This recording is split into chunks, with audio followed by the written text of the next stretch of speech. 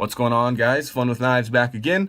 Got another initial impressions video for you today. This is my new Kershaw Leek. Now, this is not brand new. I didn't buy it from the store. I actually traded for it over Instagram. Really good guy, really good trade. And I'm excited to finally put a Leek into my collection. I actually had a commenter ask, why don't you have a Leek yet if you're such a huge Kershaw fan? And two reasons on that one. I couldn't decide on what model I wanted. These come in both liner locks, frame locks, different materials and handle, and then you're going to have different colors and coated and uncoated blades. So I just never could really decide, and then I kind of forgot about it, and I was like, man, I never got a Leek. So I'm going to give you guys the specs on this knife, and then I'm going to tell you guys why I like it so much already, and a couple of its features I'm not stoked on.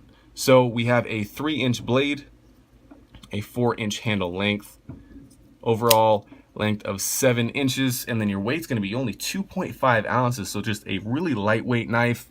Blade thickness is at 0.09, really nice thin blade, and then your handle thickness is at 0.35, I believe. Yep, very thin, slim, everyday carry knife. Super excited to use it. This blade, Warncliffe shape, almost a full straight edge there, just the tiniest bit of belly right here, which is kind of interesting. But the finest tip I've seen on a knife to date, the thing's like a needle. This is the black DLC coated version, and Ken Onion design. You guys know I love Ken Onion, so I'm proud to actually finally put a Leek into that collection as well. And this, yes, this is a factory second, those 4 X's. So somebody probably went up to their warehouse sale and bought it. I'm not really worried about it. I don't think I'll need the warranty on this one. So USA made Kershaw. Deployment is going to be the speed safe mechanism. You can use the flipper there, kind of a push button flipper only, where you just press down on it.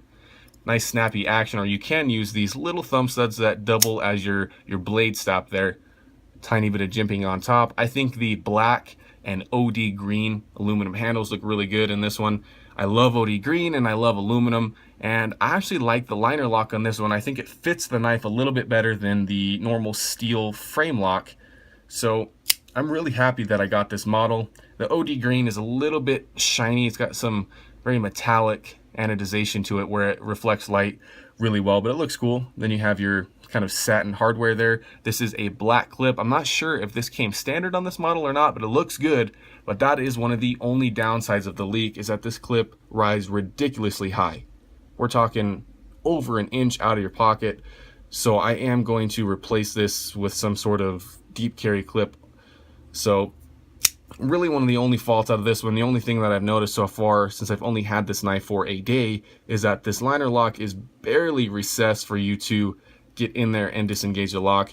That's a little bit nitpicky, but on a knife this popular, I kind of wanted to give my 2 cents in on the conversation, because I mean, if you look anywhere, there's going to be someone saying something about the Leek on how it's one of the best EDC knives of all time, and I can already tell you this one's going to stick around in my collection because it really is going to be that good for me. It fills a good niche for me as well.